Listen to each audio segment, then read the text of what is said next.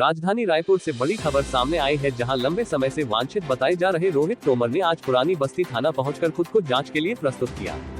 रोहित तोमर पर राजधानी के अलग अलग थानों में कई आपराधिक प्रकरण दर्ज है। जानकारी के अनुसार सुप्रीम कोर्ट के निर्देश के बाद वह पुलिस के समक्ष पेश हुआ और अपना बयान दर्ज कराया। बताया जा रहा है कि रोहित तोमर के विरुद्ध मारपीट, धमकी, धोखाधड़ी सहित गंभीर धाराओं के तहत प्रकरण पंजीबद्ध है। पुलिस अब कोर्ट के निर्देशों के तहत आगे की कार्रवाई कर रही है। रोहित तोमर ने मीडिया से बातचीत में कहा कि वह जांच से बच नहीं रहा था और कानून का सहयोग कर रहा है। पुलिस अधिकारियों के अनुसार मामले से जुड़े दस्तावेजों की समीक्षा की जा रही है और कानूनी प्रक्रिया के अनुरूप पूछताछ जारी है।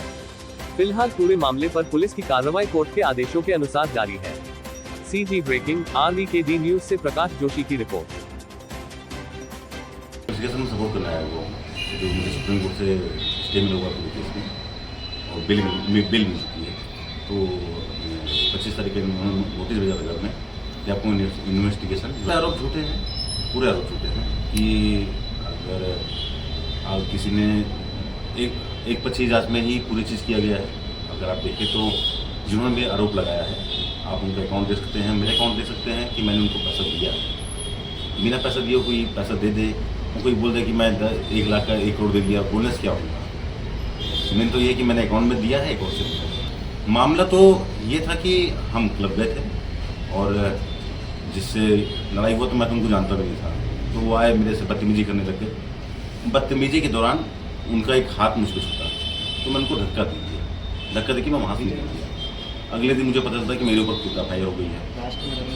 FIR होने के बाद मुँह चलका था और हमको जानकारी नहीं थी कि ये चीज़ें कब कहाँ से कहाँ क्या हो जाएंगी। भाई के साथ तो बहुत ही गलत किया गया।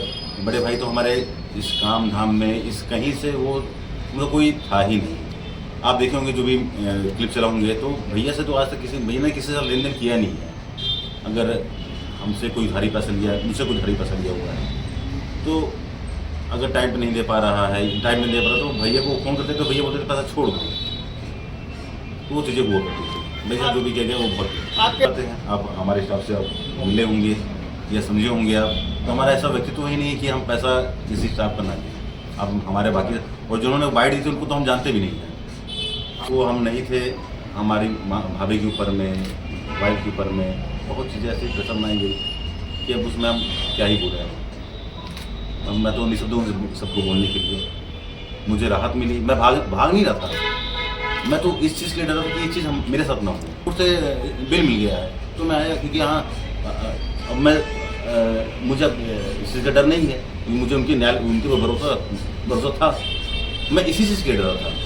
अगर मैं ऐसा होता, मैं भागता तो मैं यहाँ क्यों होता।